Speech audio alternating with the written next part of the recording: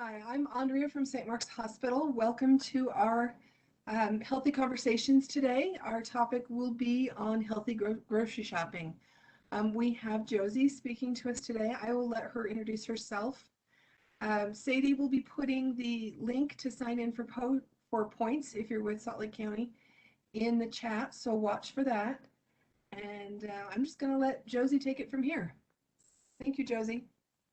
Perfect, thank you. Hi, my name is Josie. I am a dietitian at St. Mark's Hospital. I do outpatient nutrition services in our outpatient nutrition and metabolic clinic. And yeah, I see patients all day long based on referral basis, mostly from their primary care doctors for all sorts of things, everything from GI to eating disorders to weight loss to all sorts of things. So yeah, all across the board, diabetes, prediabetes, high blood pressure, et cetera, et cetera, et cetera. So yeah, so it's very fun. It's good talking to people. I love what I do. And today we're going to talk just about one little topic that I do talk to patients a lot, is just talking about grocery shopping, because that can be kind of a limiting factor to maybe making more meals in the home.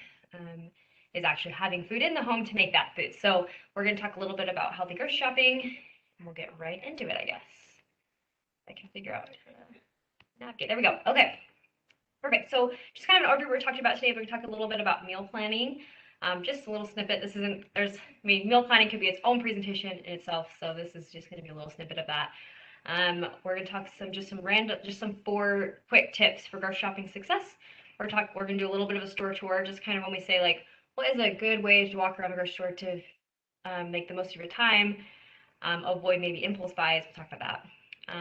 We'll talk about comparing products, nutrition, all those types of things. We'll talk about a little bit about the financial part, and then just like a question on organic, because I think that sometimes can be a big question coming up when we're talking about purchasing food and what types of food.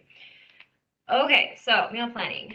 Meal planning, I think this is, again, like this could be its own presentation all in itself. So definitely we're not going to go all the way into it, but yeah, meal planning can be a big part of the grocery shopping success, if you will, because if you don't really have a plan of what you're going to make, it's hard to make a list to then go to the grocery store and purchase food for that list. So meal planning does our menu planning does come into that a little bit. So I think first thing it's just start asking yourself is like, what is realistic for you and your family?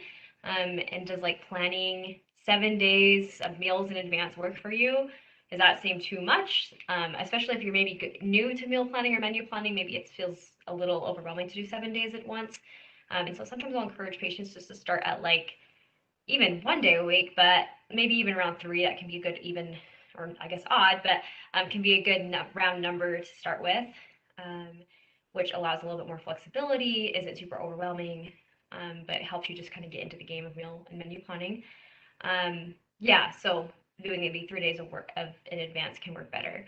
And then I guess like, yeah, prioritizing it, putting menu planning a little bit higher on your list of things to do, or put it to like something you're like, okay, when I'm trying to get ready for my work week over the weekend, maybe one of those things is I want to make a list of at least 3 meals I want to make for my family or myself, and what ingredients do I need, and what shopping list do I need for that. And eventually it kind of becomes a habit. Like you just, yeah, I like this thing that habits aren't built when we try just once and fail. That's doing something once, not a habit. So habits are something that takes time to develop, and it's not going to be perfect at once, and it's not going to be perfect the first time. But if we don't ever try again, then it'll just be something we tried, yes, just once.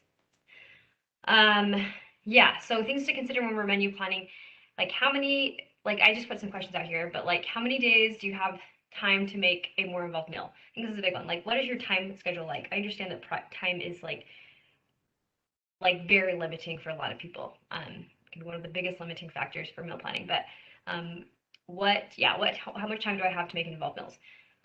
What days do I want and budgeted to eat out? So like that's the thing too. Like some people are like, yeah, I really like eating out. I eat out because of these social things. These happen on these specific days, and so I want to plan for that. That's fine. Do you want to have leftovers? I think that's a big one too, is like, how much food do I want to make? Do I want leftovers for lunches? Do I want leftovers for the next meal the next day? Those types of things are things to consider and think about. And then like, am I planning for just one meal, two or three? Like how many meals am I actually planning for? During the day, like are you just gonna focus on doing just dinner meal or the evening meal, or are you gonna do lunch meals? Or maybe some people plan more for lunch meals, so they have something to take to work for lunch, or some people are doing all three for breakfast as well. It kind of just depends on the person. I personally do a lot more meal planning for lunch meals than I do for dinner meals, which I think is a little bit non-traditional. Partly that's because of just because of my circumstance. I'm only planning for just me, and I prefer to bring lunch to work, and my evenings tend to be a little bit more sporadic and flexible because I have just friends and dating and stuff like that. So it makes more sense for me to plan to do meal planning for lunch, so I have lunch to bring every day. And then for breakfast, I personally just have a variety of breakfast foods that I eat kind of like, I don't eat every single day, but yeah, kind of vary them throughout the week. So that's kind of how I do it, and it works for me. But every situation is going to be different. Every family situation is going to be different. And so I think that's something to consider. And then how much variety do you want? And then how many people are you cooking for? Those are two things, also things that you should consider. Okay, so those kind of like meal planning when you're making a list, things you have to think about, and then we're gonna go right into the fast shopping tips. Okay, so these are kind of just like 4 very basic shopping tips. The first big one you maybe heard before is never go grocery shopping when you're hungry, because you will very likely be thinking about, okay, I'm really hungry right now. What sounds good? And everything sounds good. And so you may choose and put things in your cart that you normally wouldn't choose or think sounds good. And so that's just something I would eat a snack at least, or eat or plan it after you have a meal. Like instead of going to the grocery store before lunch, maybe consider going to grocery store after lunch, etc. So that can be helpful. Have a grocery list. I think this is important because when you more likely to obviously forget things that you need to make a meal, and that's so frustrating because sometimes it's like I can't make this. The whole meal is ruined because I don't have this one very important ingredient. So it's important. I think that can be helpful. I use handwritten notes, and I also use phone lists like this one pictured here. And also you're more likely to just choose things on your list instead of doing a lot of impulse buying if you're just don't go with a plan. Additionally, I think something that can be really helpful for a lot of people is doing online grocery shopping, i.e. Picking out everything you need, purchasing it online, and then just going and picking it up, or having food delivered. And I feel like across the board, all the patients, I don't personally do that, but all the patients that I know that do that, which are quite a few of my patients, they say that they're impulse buying, and yeah, they save more money. They aren't, bringing all these impulse buys into their house. So they tend to do a lot better just sticking to the list. And sometimes it's easier too because if you're purchasing it at home, you don't have to, I don't know, it's easier to be because sometimes you go to the grocery store and you're like, oh, do I have I might not have enough mayo, and I didn't know I had enough mayo, and you can just go and check in your fridge because you're at home. So that can be a good option too, is grocery shopping online. So that's something you could try if you haven't done it. And then have a plan of attack. So I think kind of having a good idea of you're going to go in there, where are you going to go first? And kind of having a picture. We'll go over a tour in a second to get a better idea of what that looks like. And then resist last minute impulse buys. And we'll talk about that as well. So yeah, so never go shopping hungry. You'll be really surprised what you find in your cart. Yep, so we talked about a little about that already. Yeah, have a grocery list. Keep food groups together. We didn't talk about that earlier, but keep food groups together just because it's going to be way more efficient instead of going back to the same aisle 3 times. And then stick to your list. Avoid enticing sales. I think this is a big one. Enticing sales can be so hard to because you're oh, I wasn't planning on getting this, but it's $2 off, so I must get it now. And it's it's a good option. I feel enticing sales are great if they are a staple food in your home, something that you regularly eat, even if it's not on your list. And, preferably shelf stable, but it doesn't necessarily always have to be. And something that might be an enticing sale for me that I might buy that's stable in my house is Greek yogurt. It might not be on my list. It might not be something that I need that minute, but I know that I will eat it before it goes bad. So, and I might buy it because it's on sale. So that could be a good example of that. Something that is an enticing sale that might not be super high in my list is I don't know, something obvious like hamburger buns. I don't eat a lot of hamburgers at my home. I will go get a hamburger at a restaurant, but not at home. And so that's something I probably wouldn't buy just because it's on sale. Okay, and then have a plan of attack. So stick to the perimeter. We're going to talk a little bit more about store tip. We'll go over like this plan of attack has like more slides, and we'll talk about those in a minute. But yeah, so stick to the perimeter and start with produce first when you have energy intolerance. I think that's a big one too.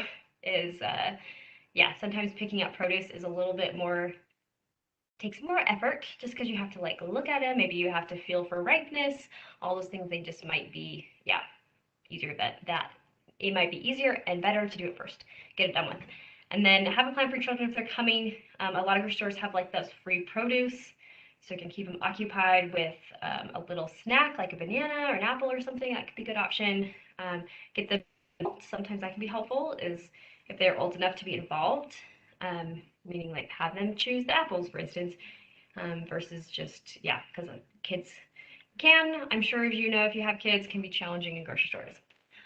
Okay, and then resist the last minute impulse buys. So stick to your list, especially avoid checkout stand impulse buys while you're just waiting in line. Other thing, like ask yourself, like, what meal would you use this food in? So like, let's say like mangoes are on sale, which you like mangoes, and maybe you historically are someone who forgets to eat produce, because I'm one of those people for sure. But actually, like, what meal would I use this food in? Is it worth buying right now? And then sometimes I'll encourage people to kind of like consider planning to allow yourself one craving buy. So this is what would that look like? Like, I think, I don't know, something that maybe you have been thinking about or you were reminded of recently, and you're like, oh, that feels so good. It's not something I have all the time. And I just like am craving it. And maybe you'll go to the grocery store and you'll allow yourself to buy that one craving buy. And but then I always ask yourself, like, do you need the biggest bag or quantity of this thing to satisfy that craving? An example of this is, so I work as a dietitian, as we know, and I talk to people all day long about their food. Like we talk about what they ate yesterday, we talk about what they regularly, all those things. So sometimes it will happen where like I'll talk to, by the end of the week, I've talked to like, who knows, 50 people about what they eat. And sometimes it will come across that like someone will have, like, for example, like one time, like maybe like 3 patients that week had listed on their like recall what they ate the yesterday was like those peanut butter M&Ms, like M&Ms, like the peanut butter ones. And I'm like, I love those and I haven't had them forever. And I was thinking about them all week because I've been reminded of them all week. And so when I went to the grocery store, I was like, I'm going to buy some peanut butter M&Ms. And so I went to the candy aisle, and the only bag I could find in the candy aisle was like the big share one, like a big bag you would like share with a lot of people. And I was like, okay, I don't need that many to satisfy this craving. And so then I was like, so then I went and checked out all the checkout stands for like a small, like single serving, whatever, bag of peanut butter M&Ms. And I purchased it, and it was delicious. And so that's kind of what I mean by like, do you need to buy the biggest bag or quantity to satisfy that craving? Because I think satisfying cravings is an important thing to avoid like binging behaviors. Okay, and then what about nutritious impulses? So yeah, we kind of talked about this with the mangoes, but like example, if peaches are finally in season, they look exceptional, you should buy them. But you should first ask yourself, how many can I eat before they go bad? Like realistically, how much can I eat before they go bad? Because we care about food waste. And then what meal or snack would I eat these peaches? So then you ask yourself, okay, like how many can I eat? And then like what would I like really use these in? Like what it seems like a reasonable, logical, like what's the plan for these? Maybe they're for breakfast, maybe they're for a snack for lunch, maybe they're for snacks. Maybe you're like, okay, I've been really meaning to, I have made this meal before and it has peaches in it, and I'm gonna make that. And maybe that's something you're gonna last minute, that meal you're gonna last minute add. And that's okay too. So I think just kind of have a little bit more of a thought behind everything you're purchasing, and therefore it doesn't less likely to go bad, and you're not going to waste your money, and we're not going to have food waste. So that's good. Okay, so we're going to go on a little tour. So the first stop, we're going to go with the produce. And we kind of talked about why you want to do produce first. Again, just because it can be a little bit more labor intensive. You have to bag your own things a lot of times. You're picking out from better items of produce and less better items of produce, I guess, that look better. Maybe sometimes everything's a little bit harder. Sometimes it's a little bit more crowded. So you have to, it can be, it'll take a little time consuming, a little bit more patience. So I would say go to the produce section first. And then you're going to stop to the deli and seafood. So if you're going to get some like fresh seafood or deli items, like get lunch meat slice. I know a lot of grocery stores will have pre-sliced things, usually next to the deli counter. So if you don't want to wait in line, it's probably not as fresh, but probably relatively fresh, fresher than what's going to be on the next section, which is like meat and poultry, or like I think dairy's next. But so meat and poultry would be next. This is where you find like all your ground beef, like chicken, um, like fresh, but yeah, fresh items that are from the butcher, usually in that grocery store, and then other brands and things. So that'll be next. And then deli, or sorry, dairy. Dairy would be cheeses, of course. Sometimes there's a lot of like other things depending on what country you're in, but and what state you're in. But yeah, cheeses generally here. Yogurt, milk. Yeah, so yogurt and milk would also be over here. Usually like butter, that kind of thing would be here. Um, and then fifth stop would be like your bread, bagels, rolls, that kind of thing. Usually bread is in like, usually it's next to a bakery kind of area, so that tends to be on the perimeter, depending on how big the store is. I know my local grocery store, the bread is not. It's in a middle aisle, but that's just because of the layout, and it's a little tiny Smith's, so it doesn't have room. But a lot of times bread is kind of on more of the perimeter. And yeah, and then you're usually also bakery. So this is like prepackaged, shipped in on a truck kind of bread, but generally a grocery store also has bakery items too, which are going to be maybe in a different area, but potentially it's fresher. So that's an option as well. Okay, and then the sixth stop would be like your middle aisles. And the reason why I do the middle aisles last is just because I know if you're shopping the perimeters, usually the perimeters, you're going to get more of your fresher foods. They tend to be more nourishing foods, meaning they're going to have a lot more like balance of nutrients. They're going to have proteins, they're going to have carbohydrates, they're going to have fibers, they're going to have fats. Whereas a lot of the middle aisles tend to be more of our they're shelf-stable foods, and because of shelf-stabling, that sometimes removes the nutrition to a certain extent. So it's not saying they're not nourishing foods and they're not important foods. And I would say that most meals include, a combination of both fresh and shelf-stable foods. So they're not necessarily bad foods, but if you only shop in the middle aisles, you're going to be missing out on a lot of fresh foods and potentially a lot of balance of nutrients as well. So, but yeah, so your middle aisles are going to be like your canned foods, your dry foods, anything from like beans and rice, flour, herbs, spices, canned vegetables, etc., oils, vinegars, ingredients, stuff. A lot of stuff that makes a meal come together, I would say. That's another important part of like the middle aisles is like, sometimes like vegetables, I would say generally are not just super delicious on their own or plain or raw, but when you do some sort of preparation, you cook them, or you add like a dressing, which you find in a lot of these middle aisles, that can really enhance the flavor and make vegetable consumption a lot better and easier and more exciting. So convenient foods, so these would be like boxed meals, canned foods, cereals, granola bars, snack foods, that type of things. And then beverages, yeah, so all sorts of beverages. And then you've got your household hygiene, pet seasonal products. And then, yeah, and then like, what's on your list, what's not on your list? So like, you're just kind of constantly asking yourself, because I think with the middle aisles, it become especially challenging because a lot of things are popping out at you and you're like, oh, that looks good, that looks good, that looks good. And it's just, you're going to be constantly asking yourself, like, what's on your list? What's not on your list? And then you see this food, you want to buy this food, but what would you use it in a meal? How would you use this food? When would you eat this food? That kind of questions. Oh, and we didn't, I don't know where, oh, I saw, it should be on this middle aisle, but usually frozen foods also are going to be in this middle aisle. And frozen foods can also be convenient foods, like your frozen meals, but they can also be not. Like frozen vegetables are a great option. I always say that there's no right or wrong way to eat a vegetable. So yeah, there's really, whatever way is convenient for you, makes sense for you, you enjoy, please eat it. Everyone would be happier and healthier, I feel like, if they included more vegetables or just more plants in general into their diet. So we're going to compare some products now.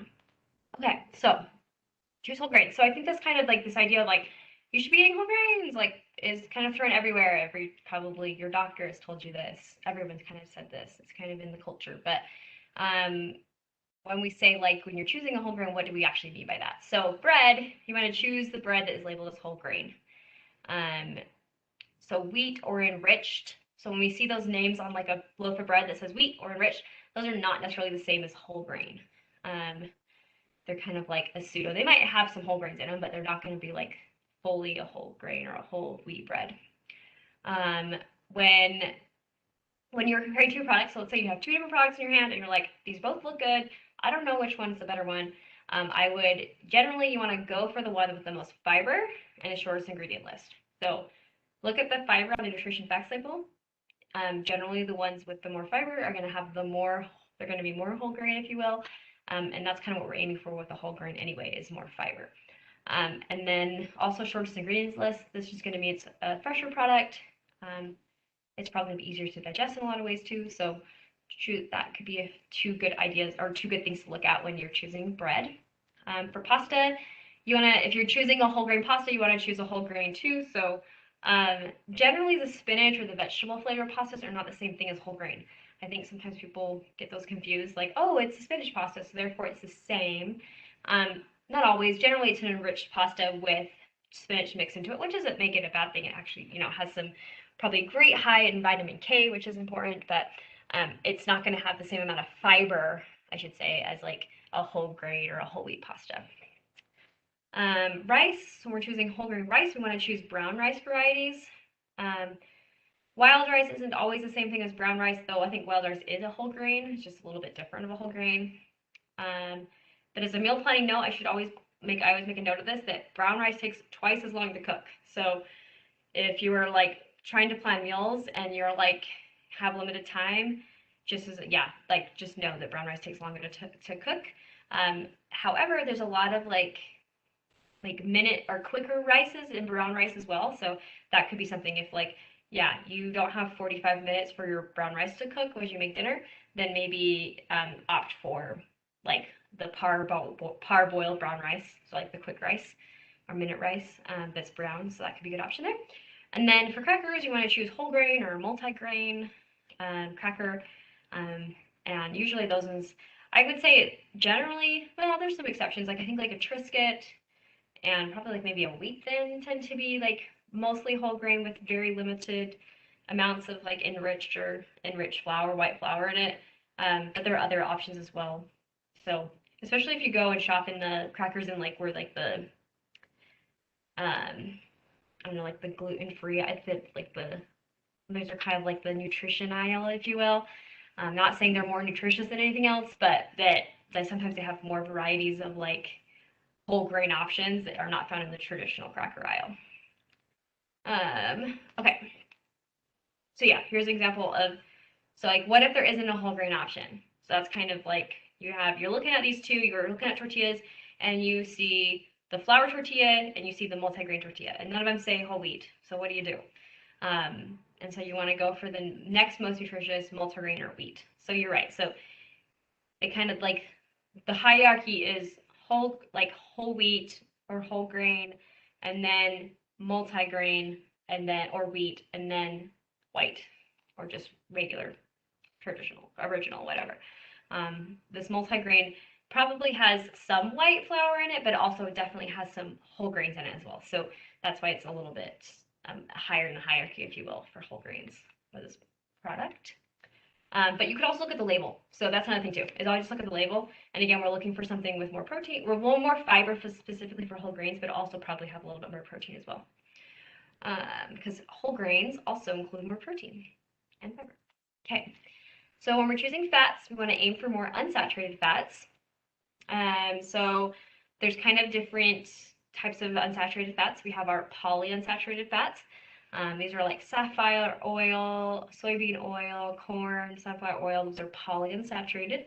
And they're monounsaturated. And mono and polyunsaturated fats are both good fats. There's no like one superior necessarily.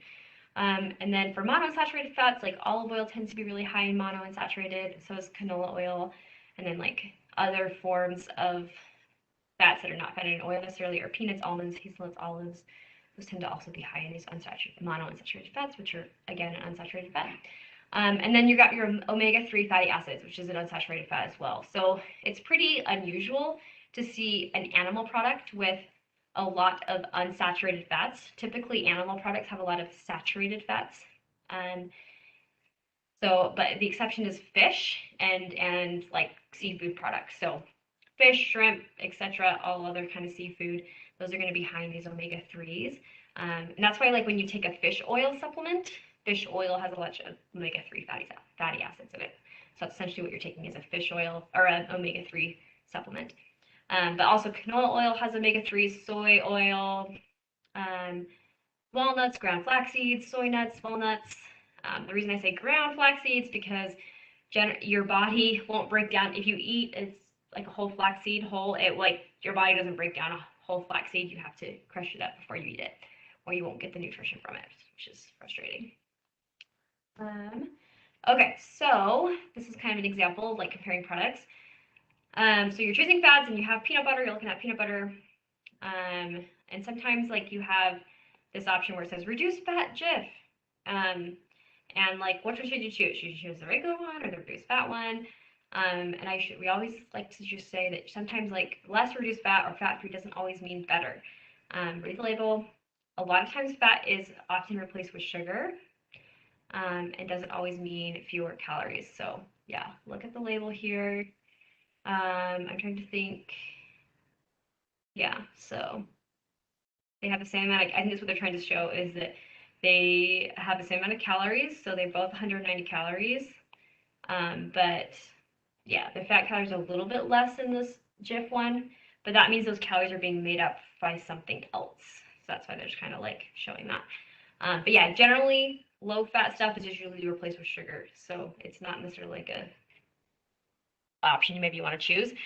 With peanut butter specifically, generally recommended to choose like a natural peanut butter versus a peanut butter spread. So these like Jifs are considered peanut butter spreads, meaning they're a combination of peanut butter, like peanuts, ground up peanuts, oil usually is added to it, and sugar, whereas a natural peanut butter is just ground up peanuts, usually, and salt is usually added to it. So you have to stir in the oil, which is annoying, but it tends to be a more nourishing product, if you will, and less added sugars. Okay, so lean meats. So we're comparing products. What should we choose here? So they're both beef. Beef has a lot of saturated fat. We want to choose a lower percentage of fat, and then so I think this one it's right here. This top one is 73% lean, 27% fat, whereas this bottom one is 91% lean and 9% fat. So choosing the leaner option, this 91% is just going to have lower amounts of saturated fat, which is what we're going for. And I think it shows here the difference in calories. Yeah, so the calories for this ground beef at 73% fat is 340 calories for the same amount of meat, 4 ounces, whereas for the ground beef that is leaner at 91% lean, you're looking at 180 calories. So that's a significant difference of difference in calories. So yeah, like we're looking at 30 grams of fat with the ground beef at 73% lean and only 10 grams with the 91. So yeah, so that's kind of what I mean there. Also skinless, maybe this doesn't necessarily apply to beef, thankfully, but with poultry, animal skins, particularly chicken skin, poultry skins contain a lot of saturated fats. So if you just remove the skin off of something, that reduces a lot of those saturated fats. So that's something I'll talk to people about, because sometimes a patient maybe is struggling with like a heart problem or heart disease, and they're trying to limit their saturated fats because that can improve heart function. And we're talking a lot about this. It's not like cutting out all meat completely, but just making better choices. So choosing the leaner meat, maybe, when we're eating chicken, we're taking the skin off the chicken before we eat it. That kind of thing can be really helpful in reducing a lot of those excess saturated fats. Okay, dairy. So we have, so when we talk about dairy, we have like our low fat dairy options, we have our regular, like our higher fat dairy options. So we want to choose like a lower fat, which when we say low fat, that really means like 1% or skim milk is considered low fat. 2% whole milk are considered higher fat. Definitely whole milk is high fat, whereas 2% is kind of in the middle range there. But you also have options for like low fat yogurts, cottage cheese, cream cheese. There's low fat cottage or cream cheeses as well. Try sharper cheeses. This is just kind of a trick, because if the sharper the cheese, the more flavor that cheese has, and so you can eat less cheese on the same product if it's a sharper cheese. So choosing a sharp cheddar for you know, shredding cheese on something rather than a mild or yeah, like a mild or medium cheddar.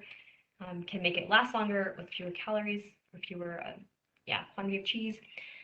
And then there's like, and then just kind of just a little snippet about milk and yogurt alternatives. So these are like plant-based milks, especially like soy, almond, oat, cashew milks.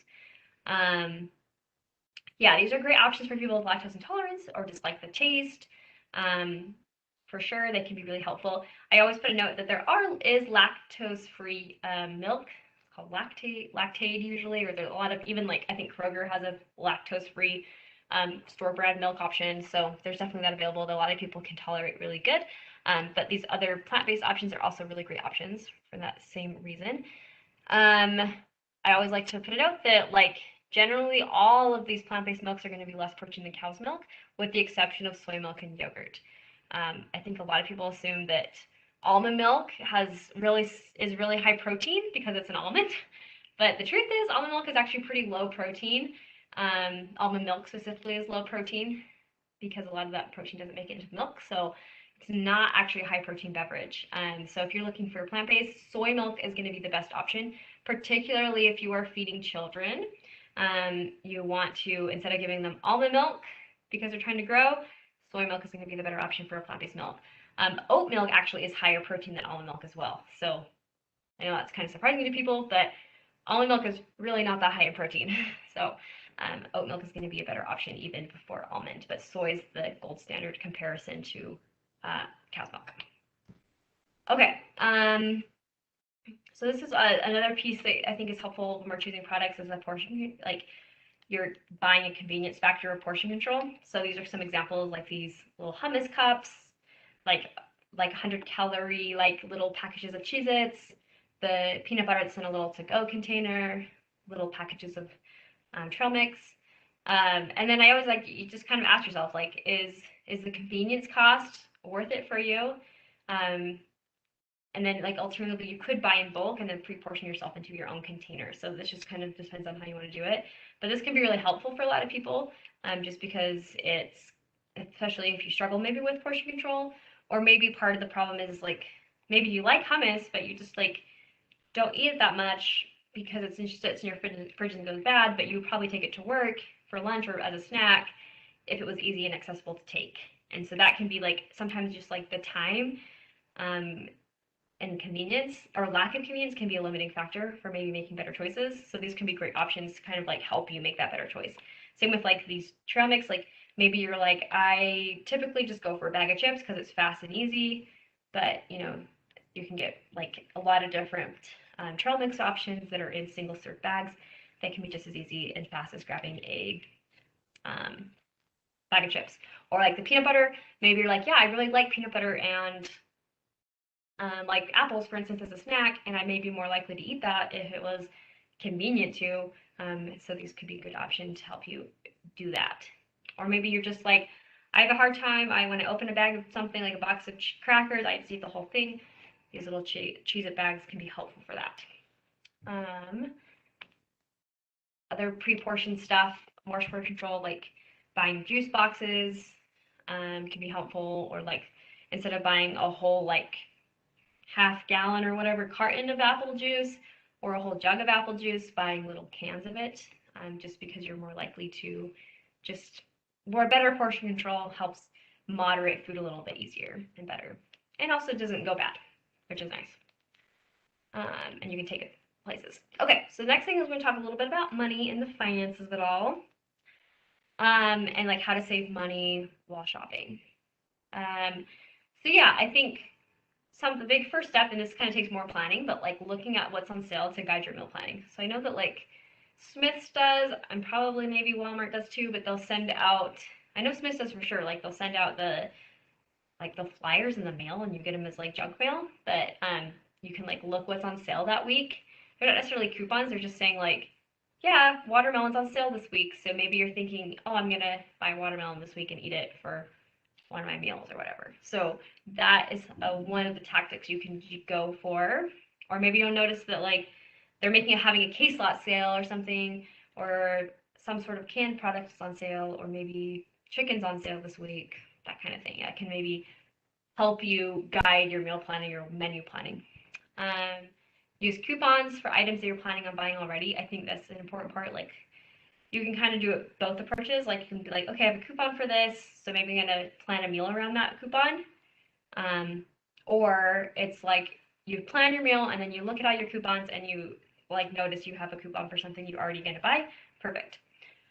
Consider buying a manager special item. And usually what this means is just that it's closer to the expiration date, so it's something you have to use pretty quickly, because the shelf life isn't super long, but it's usually marked down quite a bit. So these are some examples of what that sticker would look like a manager special, something like that, where it's much cheaper. And I'll do that a lot of times for like things that I know I'm going to be eating pretty quickly, and if they're an option there.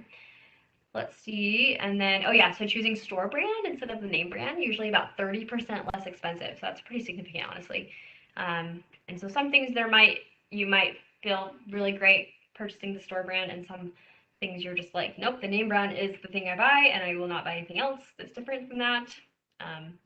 Example of that for me is I almost exclusively eat Fage Greek yogurt because it's my favorite, and I don't really go away from that from other brands or store brand especially. So for me, buying it at 30% more expensive is worth it. But other things like breakfast cereal, and like canned food products like canned beans and stuff like that, I like really don't have a preference. It doesn't taste any different to me. The texture isn't different for me. So I usually buy a store brand for that, but it really depends on the product. Also, I think something that is important to know, and I learned this in school actually, that cheese in America, like cheddar cheese, Swiss cheese, etc., generally cheese is, if it's like a Swiss cheese, let's say, and I use a Swiss cheese example because most of the Swiss cheese made in America, well, I should say west of the Mississippi River, is all produced in Cache Valley, Utah,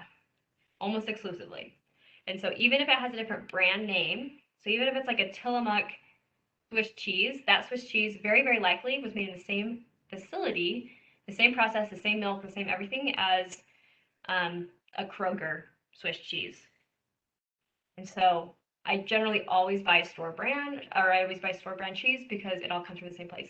Same is true for a lot of milk products, a lot of dairy products, because the processing for like every type of cheese requires a very specific process. And so it makes more sense for one factory or one facility to make that one cheese rather than switch processes to make different types of cheeses. So yeah, there's like, I also know a fun fact that like the shelf stable Hershey's milk that has the Hershey on it is the same milk as like the Gosner's Cache Valley little shelf stable milk. They just put a different label on it, which seems like they're deceiving us, because they are, but they're all the same. So anyway, fun little fact. Sign up for a loyalty program. This allows you access to items. Sometimes, like, I know Smith's does, like, get points used for gas and other items. You get, you get a lot of benefits from joining a loyalty program. So I would definitely recommend, like, if you live by a Smith's and maybe that's where you use often, do that. If you tend to buy at Whole Foods a lot, use that. All sorts of things could be helpful. So, okay, so then the unit cost comparison. I always like to look at this, like sometimes an item will seem less expensive, but then always check the unit price to make sure it actually is. So I think this is an example. Yes, okay, so right here, this example right here. So we have a unit price. So we have the same thing. We have like crackly rice versus snappy rice. They're probably a very similar product, but different brands. And so the crackly rice looks cheaper because it looks like it's $2.40, right? And then the snappy rice is, it's $3.12. And so you're like, okay, well, it makes way more sense for me to buy this cheaper one because I want to buy the cheaper one. But then you look, okay, actually, wait a second here. The crackly rice is only 12 ounces for that much, and the snappy rice is 24. So the snappy rice is double, like quantity or volume as the crackly rice. And then that's helpful is they use this unit price. So you could get your calculator out and you could figure out how much cents or how much the price is per ounce for each product, but they do it for you, usually at the very top of this little thing. And it shows right here, price per ounce of a unit, right there. in this left picture. But so you'll notice that the snappy rice, while it is more expensive, it's actually cheaper per ounce, so like 13 cents per ounce, whereas the crackly rice, while it looks cheaper, is actually more expensive because it's 20 cents per ounce. However, where would this make sense? In what situation would you maybe choose the crackly rice because it's cheaper overall than the snappy rice? I think the exception is like, you're not going to use a lot of that product. It's not something you eat all the time. It's maybe for one recipe or one ingredient, and you only maybe need 12 ounces of it. So it makes no sense to buy 24 ounces, even though the unit per ounce is cheaper. But let's say you're like, I'm going to do way more than 12 ounces. Like maybe I only need 12 ounces for something, but I'll definitely eat the rest of the 12 ounces, and maybe something I'll purchase again. Then it would make sense to buy the slightly more expensive but cheaper per ounce. So that's one way you can look at it. Always look at the price per ounce, or if you're comparing two different products, that can sometimes trick people. Careful with sales. Kind of talked a lot about this, but like, don't be tempted to buy something just because it's on sale. And then like, sometimes you need to buy many of the same items to get the sale price, and this sometimes can trick people too. So like, do you need 4 boxes of crackers, 10 pies, 5 bags of potato chips, 10 boxes of cereal, that kind of thing? Like, they're like, if you buy 10 of these Kroger value pies, then you only have to pay $10 or only $1 a piece, but like, do you need 10 pies? So I think that's kind of like where it gets frustrating. I know if you have like a Smith's card, a lot of times like you don't even have to buy 10. You can still get them for $1 if you use your Smith's card. So I think that's something to keep in mind too, but not always. So organic. So the very last section we'll talk a little bit more about, and then if I can answer any questions you guys have, is just the question and maybe just like confusion around organic, and maybe why you would want to choose organic and maybe why you wouldn't, and anything about that. So, okay, so organic, is it really better? So I think the very last part of this is it's better is multifaceted, because it is.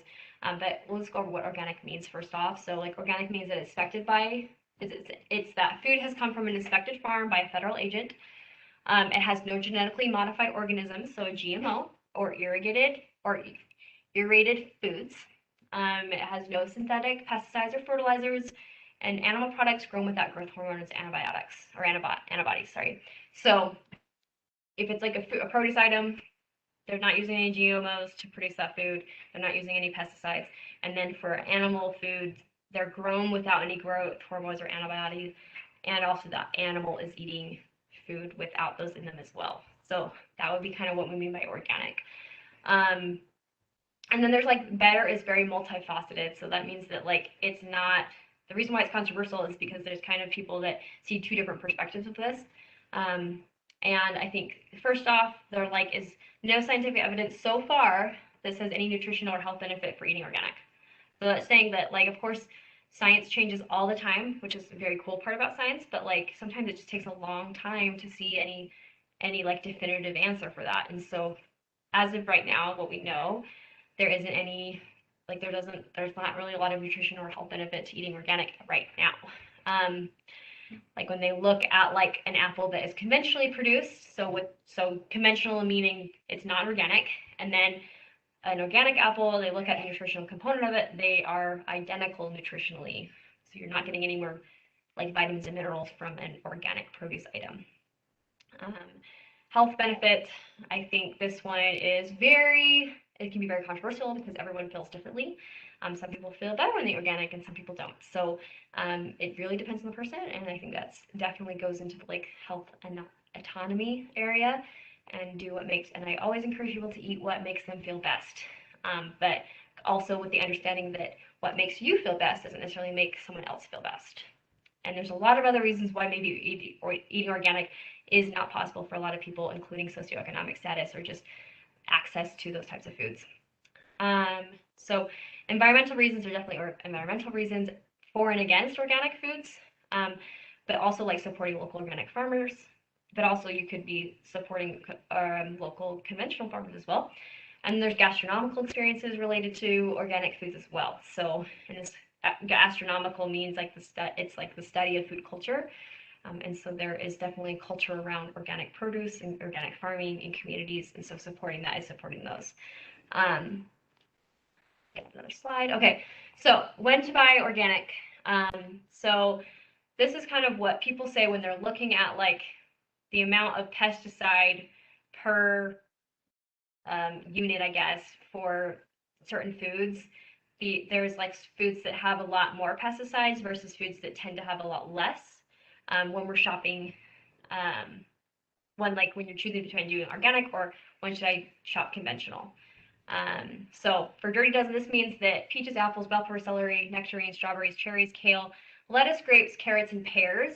Those ones tend to have more pesticide per amount, like per product or per unit than some of these other ones that we'll talk about here. So what that means is like if you are trying to decide which produce should I buy organic and which ones are probably fine, that's like you maybe want to buy organic of like the peaches, apples, bell peppers, the Dirty Dozen. The Clean 15, these have lower amounts of pesticide than a conventionally produced produce item. And so if you're like, my wallet can only allow for some organic food, then maybe the Dirty Dozen would be ones you want to buy organic, and the Clean 15 are ones maybe you want to just be fine with the conventional option. So the Clean 15 would be onions, avocados, pineapple, mango, asparagus, kiwi, sweet pea, cabbage, eggplant, watermelon, sweet potato, broccoli, and tomatoes. So those are, yeah, that's kind of what that means. And then the very last section is just kind of wrapping up. What did we learn? Meal planning first. Make a list and use it. So kind of have a good idea what you're making. Make a list, put those ingredients on a list so that you have that done. Or we kind of talked before, you can skip the whole grocery store experience and do it all online and just make a list online and go pick it up at the grocery store. That's another good option. Choose fats wisely, and also like we talked a little about whole grains, choosing whole grains wisely, having better understanding what that means. Set up yourself for portion control success. So choosing making conscious effort to make portion control help better for you, and maybe part of that is buying buying the convenience factor price, I guess, for something that's already pre-portioned. And then save money where it makes sense. So don't just save money because don't just buy something on sale just because it's on sale, but like have a plan for it so it doesn't just go bad in your fridge or your house or on your countertop. I think that's pretty much everything. Okay, do you guys have any questions? Thank you for listening today. I appreciate it. Thanks, Josie. We do have some questions that came up in the chat. Perfect. The chat questions come to me, so I'll just read you the questions that we got. The first one is about rice. Yes. If brown rice is your main rice, how does wild rice and red rice stack up as alternatives to that? Do they have fiber in them? Are they nutritionally good as a variety from brown rice? Yes, that's a good question. Yes, I would say red rice. I know particularly red rice is a variety of brown rice or a variety of whole grain rice.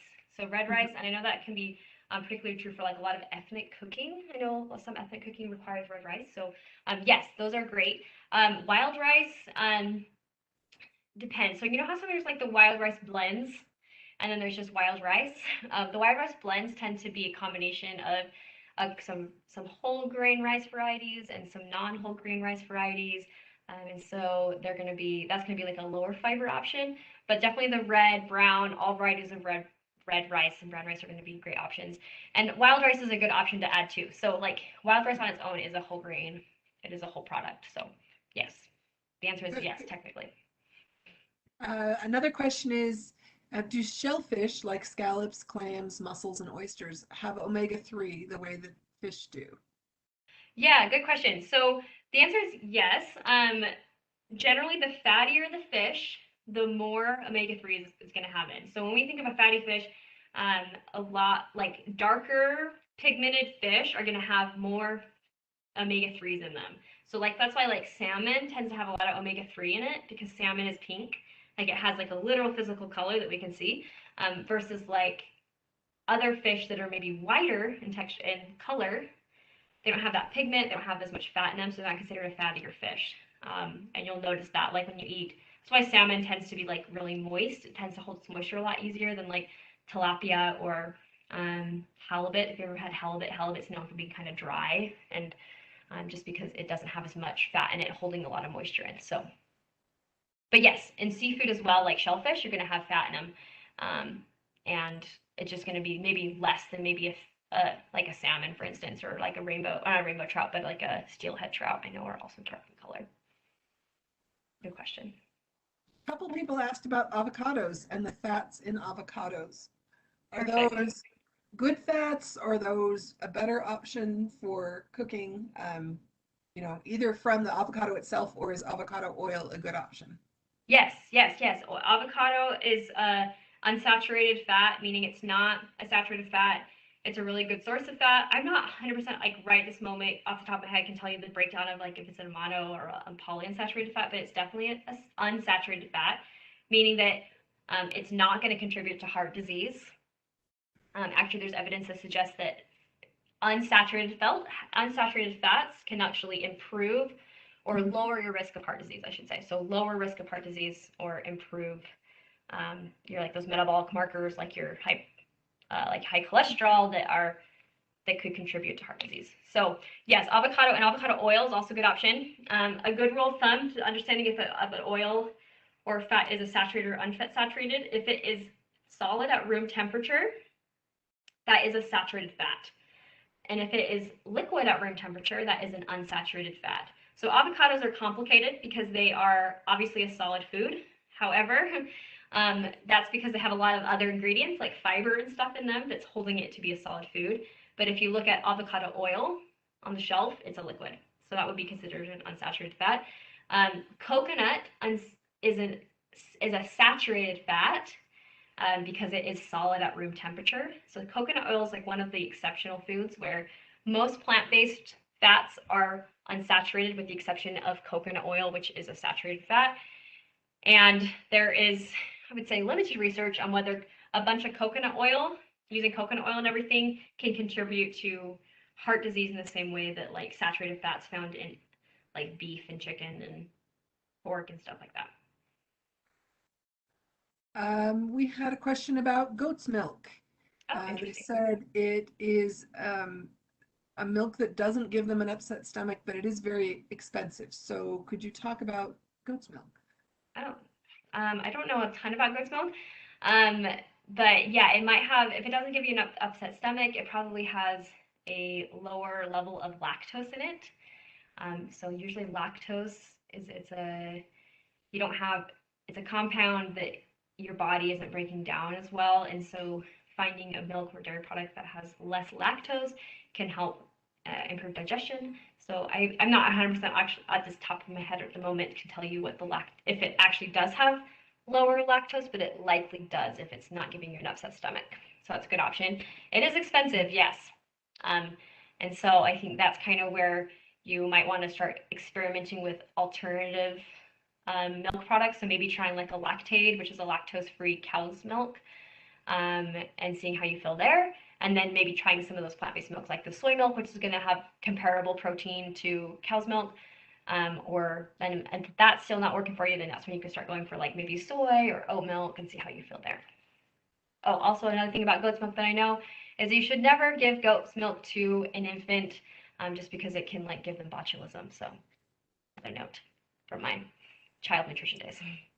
Another question is, do you have recommendations for healthier desserts? My rule of thumb for healthier desserts is you should be eating a dessert like a dessert, meaning that it's a dessert, it's not meant to be eaten in excess anyway. And so I feel like people tend to be more successful if they eat a dessert that they like a real dessert, full fat, full sugar, everything that's regular about a dessert, and eat smaller portions rather than trying to make like these healthy desserts because they tend to be less satisfying and they're not going to meet the same craving as like maybe a real dessert would. And ultimately, the rule of thumb is if you don't meet a craving or you don't like satisfy a craving, that craving will not go away. And so you will just continue to be like, okay, I had that healthy dessert. It didn't actually meet the same craving as I wanted it to. And so then you end up having maybe the real thing anyway. And so now you've eaten more calories, more food, more sugar, whatever, than you would have if you just chosen to eat like a small portion of that real thing. I think that's kind of a general rule of thumb for sustainable eating choices or sustainable eating. And then the last question I have is about nut oils and nut allergies. If someone in your family is allergic to, say, tree nuts, could they be triggered by like an almond oil or an oil for the nut that they're allergic to? Yeah, that's a really good question. So in theory, allergy, well, actually not say in theory, like 100% allergies is actually a protein allergy. So that person is allergic, cannot digest, or your body is reacting to that protein found in that food. So if you're allergic to almonds, you are not allergic to the oil found in almonds, you are allergic to the protein found in almonds. So oils become interesting because oils are an isolated oil, right? Like it doesn't have any protein, it just has the oil in it. However, it's still a contaminated product. So depends on how severe the allergy is. So if it's a very severe allergy, very likely that person who's allergic to almonds will not be able to consume anything with almond oil in it, or be around it or have it in the kitchen. But some people with maybe a less severe allergy, maybe they just gives them like maybe it like gives them an itchy tongue but doesn't make their throat swell up. They might be able to tolerate almond oil where they might not be able to tolerate almond flour or an almond or whole almond. And that's true for all oils. Okay, great. Thank you so much. That is all the questions that I have in the chat. Great. So thank you so much. Appreciate it. Thank you very much. It was lovely talking to you guys all today.